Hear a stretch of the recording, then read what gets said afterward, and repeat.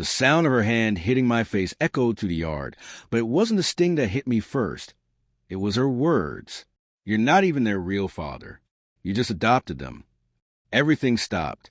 Forks hovered, conversations froze. My youngest son stared at me, confused, his small mouth still full of food. I reached up, touched my cheek gently, and smiled. That was the instant it began, not a funeral for a person, but for an illusion. The comfortable lie everyone had accepted died right there at that family barbecue. Smoke curled up from the grill, like nothing had changed, like the day was still ordinary. But nothing was the same anymore. Her name is Rhea, my wife's sister. Loud, always playing the star, striding into rooms like she owned the air in them. She called it passion. I saw it for what it was, arrogance. And for years I kept my mouth shut. I did it for my wife, for our sons, for peace.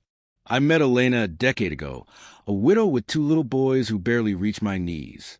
When I married her, I didn't just take her hand. I chose them. I held their hands through scraped knees, stood beside them during storms, waited at the school gates. I taught them to ride bikes, stayed up during their fevers, cheered at their games. I stood quietly beside them when they visited their father's grave, when the cold was too much. But to Rhea, I was always a backup plan. She joked about it, smirked when she said it. My wife would wave it off. That's just how she is. I let it go. But that day, with 2 glasses of wine inside her, she didn't whisper it. She said it where the boys could hear. And that was the moment she crossed a line. I didn't shout. I didn't argue. I simply smiled and started planning, because revenge isn't about fury. It's about precision. And I had plenty of material to work with. For years, I'd listened to Rhea brag about the shortcuts she took at work, the favors she traded at the private school where she was assistant dean, about how she bent rules, made deals behind closed doors. She never imagined I was paying attention, but I was. I collected her careless words, her boastful messages, emails she left open on family computers. I saved texts where she bragged about helping a married board member relax after meetings. When the time was right, I gathered it all, emails, recordings, messages. I arranged them neatly, laid out the timeline, the names, the evidence, and I sent it to the school board, anonymously. Then I waited. It didn't take long. She was suspended. The whispers started.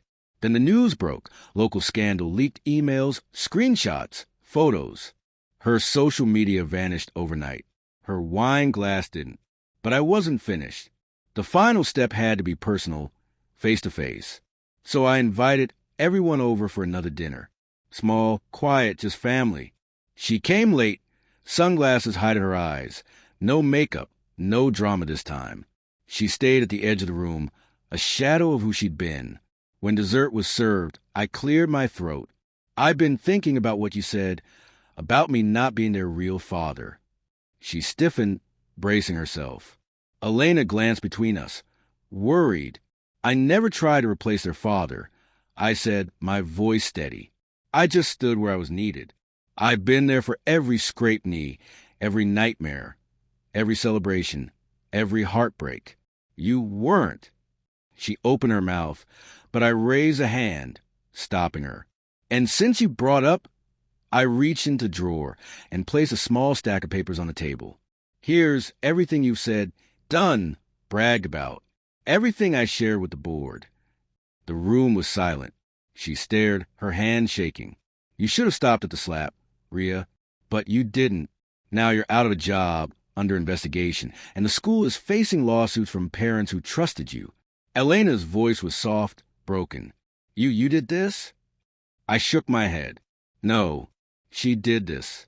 I just made sure the truth was seen. Rhea left that night in tears, saying nothing to anyone. The boys didn't ask where she went. They didn't really notice. But Elena did. She apologized over and over. I didn't know it was that deep. I didn't know she hated you that much. Hate isn't always loud. It's in the little digs no one corrects, the cruel jokes that people laugh off. She thought I'd always stay silent because I had. But silence isn't weakness. It's waiting for the right moment. Now, my phone fills with messages from my in-laws. She's miserable. She's broken. Can't we fix this? But I don't answer, because when she struck me, tried to tear me down in front of my sons, she wrote her own downfall. All I did was turn the page. That night, I tucked my boys in, kissed their foreheads, made sure the doors were locked. They still call me Dad, because I am. Blood doesn't make you a father. Love does.